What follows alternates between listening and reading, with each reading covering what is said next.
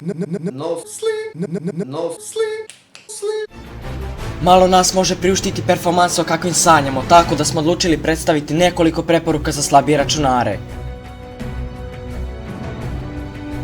Naravno, prvo u nizu je Call of Duty 2, već mitska igra koja je zaokupila svijet. Nema gamera, a da ne zna za nju, kao i za serijal.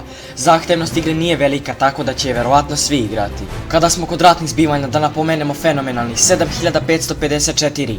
Da, tako se zove igra zbog nekog datuma, ali to sada nije bitno. Bitno je da ova igra izgleda fantastično u odnosu na zahtevnost same igre. Zvučni efekti, priča, mesto radnje, sve je dobro odrađeno. Naravno, ako uzmemo u obzir da je ovo niskobudžetna igra.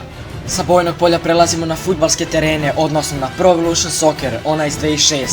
Jednostavno igra koja se mora obožavati, a sistemna zahtevnost igre u nekim brojevima biva smešna, tako da ćete je svi igrati te se dobro zabaviti.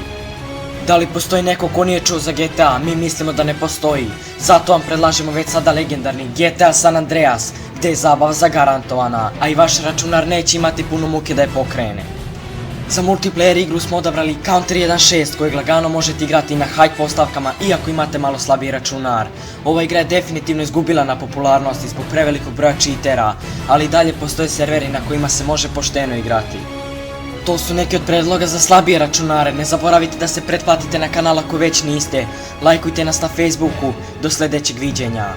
Uživajte!